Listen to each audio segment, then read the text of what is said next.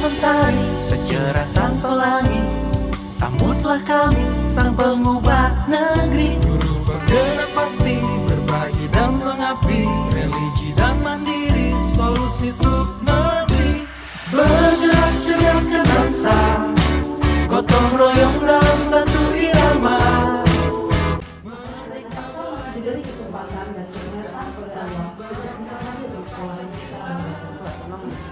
Salawat beriring salam tidak lupa pula kita sampaikan kepada junjungan kita, yakni Nabi Muhammad SAW, yang sudah memberikan hidayahnya pada kita dari alam yang tidak berilmu sehingga kita bisa berilmu seperti sekarang. Yang terhormat Ibu Wali SMP 10 Padang, yang terhormat Bapak dan Ibu Pemateri, yang terhormat Bapak atau Ibu Majelis Guru dan Pegawai SMP 10 Padang. Baiklah, karena kegiatan kita ini waktunya terbatas, maka kita langsung saja masuk pada materi tentang pemikiran Ki Hajar Dewantara. Baiklah, kata-kata penghormatan saya tampakkan kepada pembawa acara. Untuk menghemat waktu, saya pada saat ini akan mensosialisasikan istilahnya modul-modul yang sudah kami pelajari di pendidikan guru penggerak. Dan ini adalah bagian dari tugas yang akan kami penuhi selama pendidikan lebih kurang 9 bulan ke depan, itu insya Allah sampai Agustus 2022 ini. Sebelum saya masuk kepada pokok dari yang akan saya sampaikan, ada baiknya juga saya menyampaikan sedikit tentang bagaimana pendidikan yang kami lewati dalam pendidikan guru penggerak ini. Dalam LMS itu kami mengikuti alur Merdeka dengan 2R. Oke Bapak Ibu, kita mulai saja. Saya sebenarnya yang pemikiran KHD sudah mengawali pada tanggal 25 November itu pada saat Hari Guru Nasional kemarin. Tapi sedikit saya ulas, ini terkait dengan pemikiran KHD tentang pendidikan.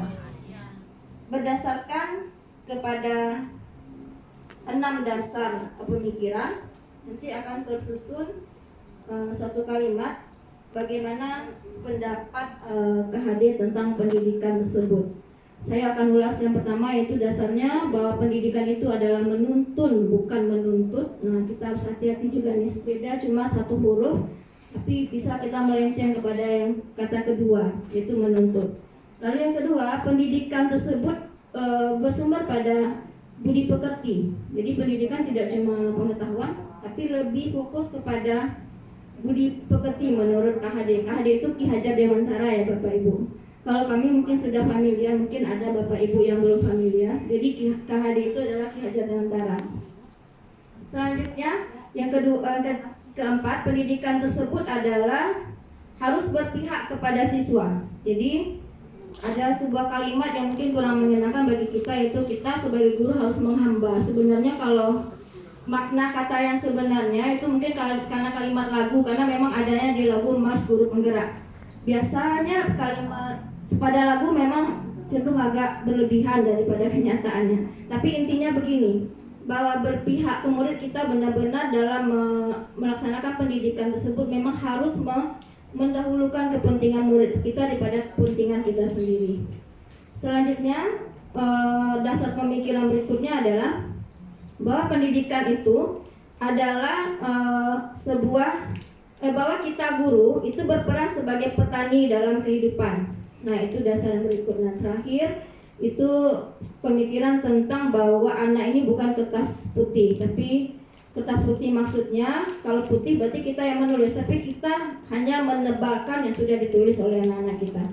Nah, berdasarkan enam dasar tersebut, akhirnya Bapak Ki Hajar Dewantara itu mencetuskan sebuah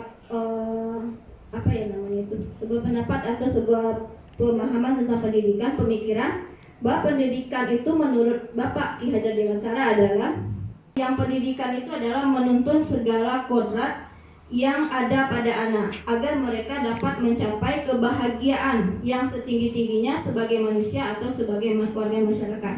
Nah, di sini kita melihat ada kata kodrat, berarti ada dua kodrat di sini, ada kodrat alam dan kodrat zaman. Itu yang berada di sekitar anak-anak murid kita atau siswa kita. Jadi, tujuan akhir dari pendidikan menurut KHD itu memang kebahagiaan siswa kita. Dan itu setinggi-tingginya Bapak Ibu. Berarti kita memang harus berupaya agar siswa kita memperoleh kebahagiaan itu setinggi-tingginya. Jadi, kesimpulannya kita harus menyajikan pembelajaran yang menghadirkan kebahagiaan bagi siswa kita.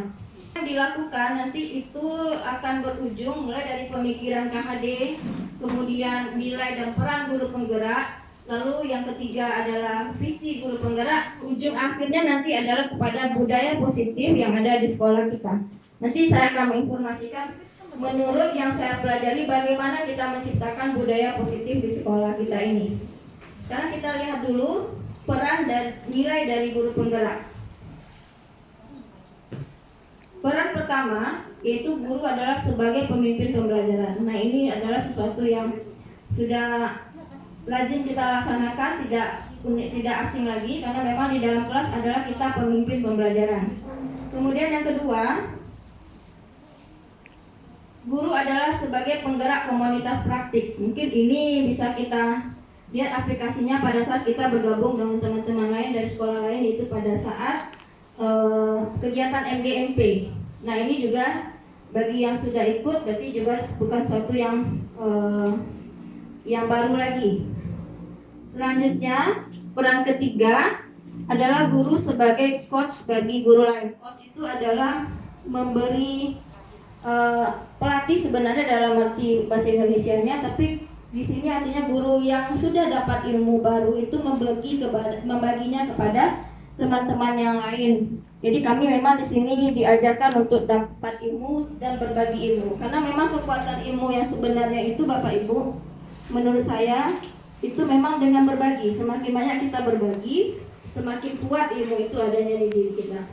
Selanjutnya peran keempat adalah guru sebagai pendorong kolaborasi guru. Berarti guru di sini memang berperan sebagai seseorang yang berikan motivasi untuk membentuk sebuah kolaborasi. Jadi guru itu nggak akan pintar kalau dia pintar sendiri. Dia harus membentuk sebuah kolaborasi dengan rekan guru yang lainnya. Lalu yang terakhir, peran yang kelima adalah guru sebagai fasilitator dalam mewujudkan kepemimpinan murid. Selain guru sebagai pemimpin dalam pembelajaran, guru juga harus bisa membantu siswanya, membimbing siswanya, kepada siswanya juga supaya siswanya bisa menjadi pemimpin juga buat teman-temannya atau dirinya sendiri. Contohnya dalam kegiatan OSIS. Nah, ini kita lihat di sana. Nah, untuk nilai dari guru penggerak ini saya lebih suka menyingkatnya dengan Mr. KIP supaya gampang menghafalnya Bapak Ibu. Mr. KIP, MR KIP itu M artinya mandiri, R itu reflektif, K itu kolaboratif, I itu inovatif, dan terakhir itu B-nya adalah berpihak pada murid. Kita lanjutkan.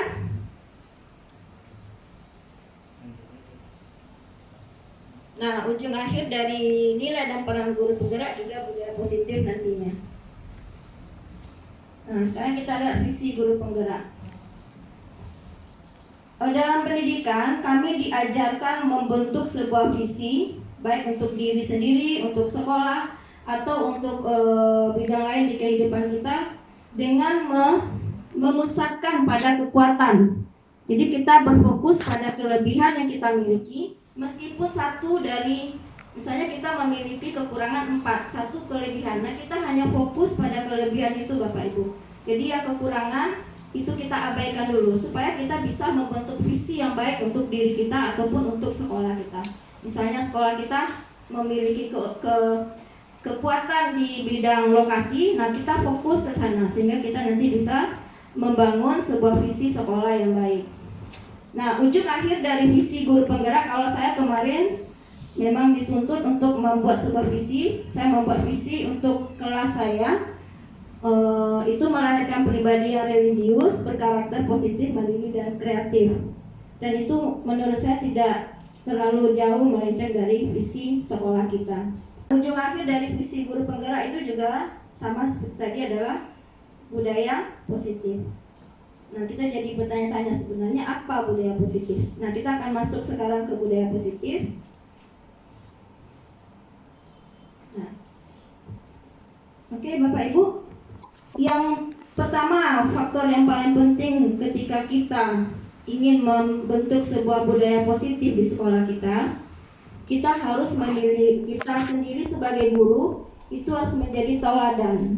Jadi contoh, memang tidak mudah terkadang kalau kita berpikir, wah gimana mungkin kita semua akan jadi contoh. Kita kan manusia biasa, betul sekali Bapak Ibu. Tapi yang jelas upaya akan selalu ada meskipun belum maksimal. Nah sekarang budaya positif itu ada 3 bentuk, 3 dasarnya. Pertama disiplin positif, yang kedua kontrol sikap, kontrol budi pekerti, lalu yang ketiga adalah keyakinan kelas. Nah, kita mulai dulu dari disiplin positif.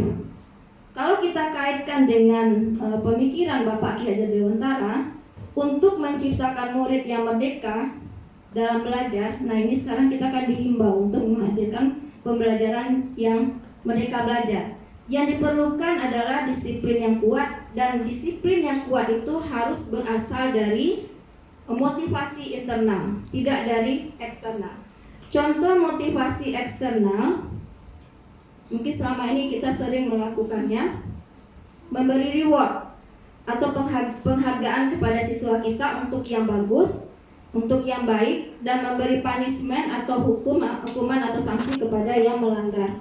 Nah ternyata setelah kami mengikuti ini tidak disarankan lagi Bapak Ibu. Kenapa? Karena anak-anak itu hanya akan melaksanakan disiplin positif berdasarkan motivasi eksternal dari luar dirinya. Jadi ketika reward hilang, itu mereka cenderung tidak ingin lagi melaksanakan itu. Nah sekarang tugas kita bagaimana supaya siswa kita itu memiliki kesadaran untuk melakukan disiplin positif ini. Itu motivasi dari dalam dirinya sendiri, berarti dari kesadaran dirinya sendiri. Tugas saya apa? Yaitu memimpin sebuah pembelajaran yang menanamkan disiplin positif kepada murid-muridnya untuk mewujudkan visi yang sudah saya susun tadi. Ada perubahan pola pikir atau paradigma yang terjadi. Kalau dahulu dasar kita melaksanakan disiplin positif itu adalah teori stimulus respon. Nah sekarang sudah berganti dengan teori kontrol. Bapak Ibu bisa melihat bagaimana perbedaan antara stimulus respon dengan teori kontrol yang sudah diperbaharui kembali. Saya fokus kepada yang poin orang lain bisa mengontrol saya. Kemudian pada teori kontrol hanya Anda yang bisa mengontrol diri Anda. Jadi Bapak Ibu, jika siswa kita ingin melakukan sesuatu yang kita perintahkan atau instruksikan, kalau memang dia ingin melakukan, dia akan lakukan. Tapi kalau tidak, dia juga bisa melakukan itu. Nah, disinilah perannya. Sebaiknya jangan kita mengontrol anak untuk melakukan sesuatu yang baik, tapi itu datang dari dirinya sendiri. Berarti dirinya sendiri yang mengatur keinginannya untuk melakukan itu. Untuk poin yang lain, Bapak Ibu bisa lihat nanti di poin yang lainnya. Nah, sekarang kita lihat motivasi perilaku manusia. Seperti yang saya sampaikan tadi, motivasi yang paling bagus itu motivasi yang datang dari diri sendiri. Nah, sekarang kita masuk ke posisi kontrol. Kita sebagai guru dalam memecahkan kasus atau masalah yang dilakukan oleh anak kita, biasanya berada dalam posisi yang mana? Apakah sebagai penghukum atau kita hanya berupaya membuat anak-anak kita merasa bersalah dengan apa yang dilakukannya? Menurut Bapak Ibu, di antara dua mana yang paling sering kita lakukan? Ya Bapak Ibu, sebagai penghukumkan atau sebagai pembuat anak merasa bersalah? Keduanya, ya mungkin keduanya sering kita lakukan. Nah ternyata dari ilmu yang kami dapat, sebenarnya saya pribadi juga sering melakukan keduanya, karena kita merasa dengan cara ini kita akan lebih bisa mendidik anak kita ke arah lebih baik. Ternyata dari ilmu yang saya dapat, posisi kita itu sebenarnya ada 5 Bapak Ibu. Yang pertama memang sebagai penghukum. Nah bagaimana style atau gaya kita jika kita sebagai penghukum? Yang kedua, kita juga bisa sebagai pembuat orang merasa bersalah. Kemudian sebagai teman juga bisa, sebagai pemantau juga bisa, terakhir itu sebagai manajer atau mentor bagi siswa kita. Kita lihat dulu kalimat-kalimat yang sering kita sampaikan kepada siswa ketika kita memposisikan diri sebagai penghukum. Ada jelas Bapak Ibu? Saya bacakan saja. Ketika anak kita melakukan kesalahan, kita sering nggak bilang seperti ini, patuhi aturan saya ya, atau awas. Nah, kita ngancam ini sih, ngancam kesannya Bapak Ibu. Atau yang kedua, kamu selalu saja salah. Nah, itu model penghukum seperti itu biasanya Bapak Ibu. Atau yang terakhir, pasti selalu yang terakhir selesai. Nah, kita seperti mengumpat ke anak murid kita. Ketika posisi kita sebagai pembuat orang merasa bersalah, kalimat yang sering kita ucapkan, ibu sangat kecewa sekali dengan kamu. Nah, itu kita memposisikan diri terhadap anak kita sebagai orang yang merasa bersalah. Bedanya dengan penghukum nadanya lebih tegas, sementara sebagai pembuat orang merasa bersalah itu lebih lembut. Tapi memang tujuan kita tadi membuat supaya dia merasa bersalah dan memperbaiki kesalahannya.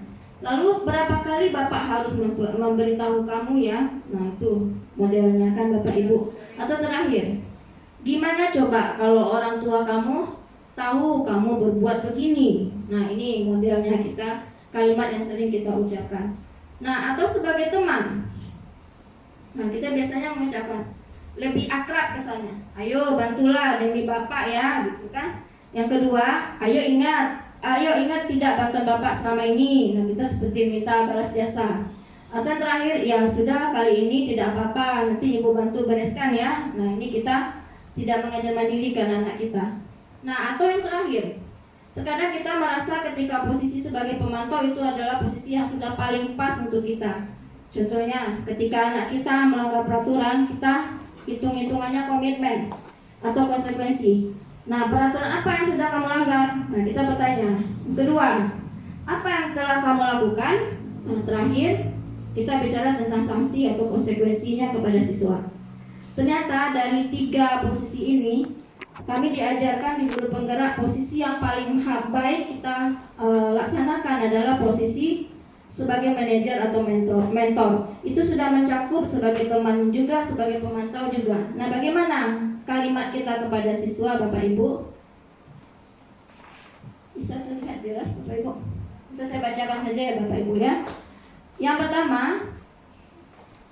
apa yang kita yakini, berarti kita meminta siswa kita kembali kepada keyakinannya. Yang kedua, apakah kamu meyakini ini benar? Atau yang ketiga, jika kamu meyakininya, apakah kamu bersedia memperbaiki? Nah, yang keempat, jika kamu meyakini ini, hal ini menunjukkan apa tentang dirimu? Kita bertanya ke siswa, langsung kita tidak menyalahkan. Atau terakhir, apa rencana kamu untuk memperbaiki hal ini? Nah, ini harusnya kita seperti ini. Mungkin Bapak Ibu sudah ada melaksanakannya. Kalau saya jujur Bapak Ibu, baru saya laksanakan setelah mengetahuinya dari pendidikan ini. Dan sudah saya cobakan kepada siswa saya kemarin yang ada kasus di sosial media itu, dan kepada yang terlibat tawuran SMP 23. Saya lanjutkan Bapak Ibu. Nah, posisi kita sebaiknya itu sebagai mentor atau manajer. Lanjut. Nah, keyakinan kelas.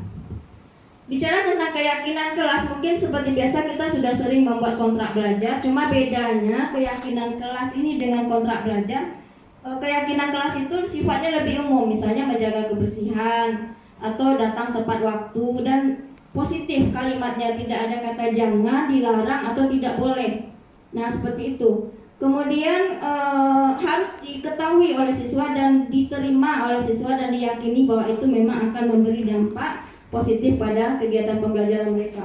Dan itu sudah pasti melalui curah pendapat. Bukan kita meminta ketua kelas memimpin teman-temannya untuk membuat sebuah keyakinan kelas. Yang terpenting, yang terakhir, poinnya nggak boleh banyak Bapak Ibu, cukup 5, tapi sudah mewakili semua yang kita harapkan tentang keyakinan ini. Kita lanjutkan. Ini peran sebagai guru penggerak.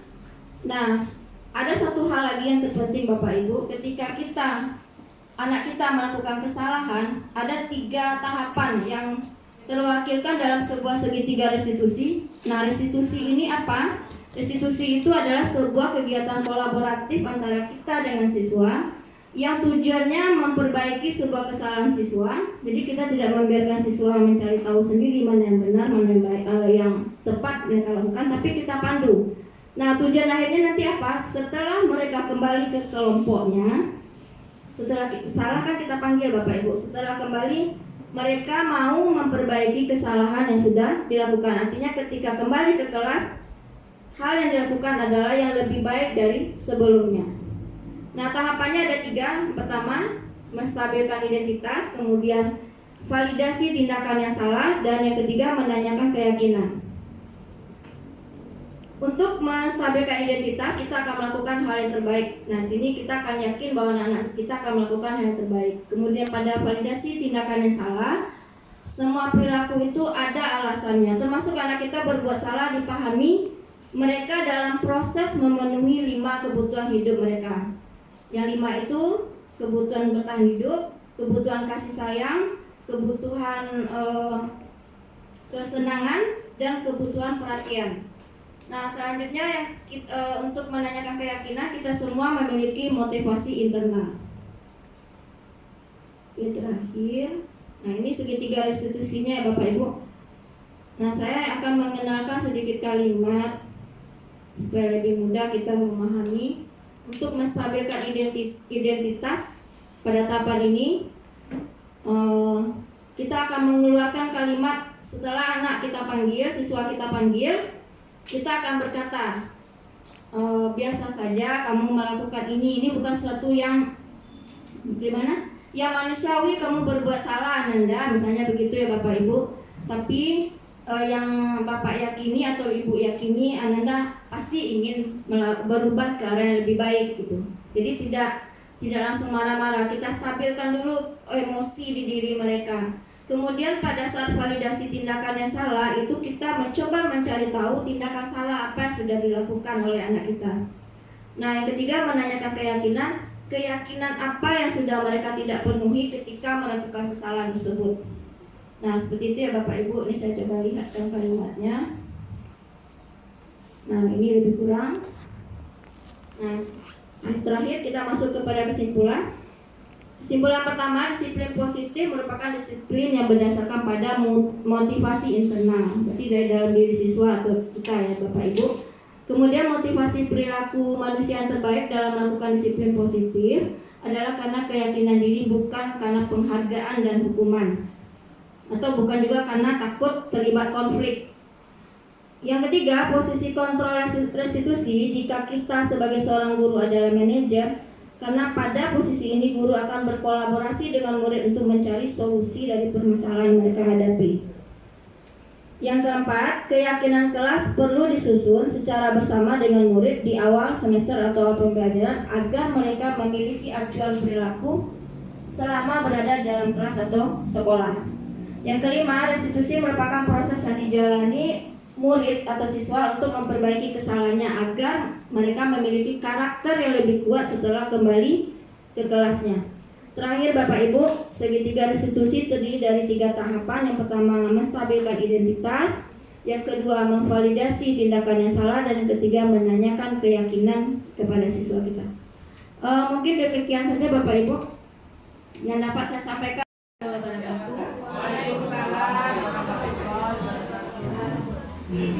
Terima kasih kepada Ibu Indiani yang sudah memberikan kesempatan kepada saya untuk memberi kesempatan sebenarnya kepada teman-teman guru bertanya terkait apa yang sudah saya sosialisasikan pada tanggal 20 Januari 2022 dan pada tanggal 25 November 2021 kemarin.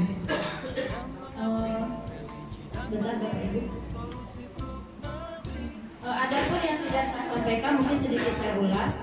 Yang pertama ini berkaitan dengan filosofi pendidikan menurut Ki Hajar Dewantara. Yang kedua itu mengenai budaya positif yang akan kita wujudkan di sekolah tercinta kita ini. Saya sudah melakukan beberapa hal Jadi pada kesempatan ini saya akan mencoba menyampaikan kepada Bapak Ibu hal-hal apa saja yang sudah saya lakukan di dalam kelas, terutama kelas 91. Sebelum saya sampaikan videonya, ada Bapak Ibu yang ingin bertanya terlebih dahulu berdasarkan apa yang sudah saya sampaikan di kesempatan sebelumnya. Ya, silakan Ibu Elvi.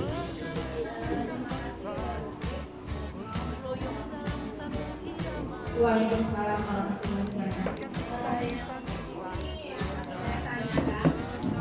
Bagaimana cara membuat keyakinan kelas? Iya, karena selama itu kan kalau Bukit menyampaikan bahwa kan di dalam kelas ada kata istilahnya guru penggerak, gitu kan? Nah, bagaimana caranya itu? Terima kasih. Assalamualaikum warahmatullahi wabarakatuh. Waalaikumsalam warahmatullahi wabarakatuh. Oke, terima kasih. Apakah ada pertanyaan dari yang lain? Baik, saya coba dulu menjawab pertanyaan Ibu Elvi. Kemarin memang untuk mewujudkan budaya positif di dalam kelas yang saya pimpin, saya memang membuat sebuah keyakinan kelas. Mungkin istilah ini agak sedikit baru bagi Bapak Ibu semuanya, karena sebelumnya kita mengenalnya ada kesepakatan kelas dan juga kontrak belajar. Nah, apa perbedaan antara keyakinan kelas dengan kontrak belajar dan kesepakatan kelas? Keyakinan kelas itu poinnya tidak terlalu banyak Bapak Ibu, mungkin paling banyak hanya 5 poin saja. Kemudian sifatnya umum, jadi sifatnya tidak spesifik seperti halnya kita membuat kontrak belajar atau kesepakatan kelas. Tak akan tetapi pada keyakinan kelas tersebut, siswa kita itu membuatnya itu dalam sebuah curah pendapat bersama teman-temannya yang ada di kelas. Jadi yang memimpin adalah ketua kelas sendiri. Silakan Pak Bismen. Ya, silakan. Waalaikumsalam warahmatullahi wabarakatuh. Mana titik temunya antara sekolah penggerak dengan guru penggerak? Di mana titik beda? Assalamualaikum warahmatullahi wabarakatuh. Waalaikumsalam warahmatullahi wabarakatuh. Mohon maaf, minta izin lagi ketiga kalinya. Saya meminta waktu Bapak Ibu sebentar saja, karena ada gangguan belum bisa memperlihatkan hasilnya apa yang sudah saya lakukan di kelas maupun di sekolah secara umum. Nah, ini yang saya lakukan, mudah-mudahan ada masalah.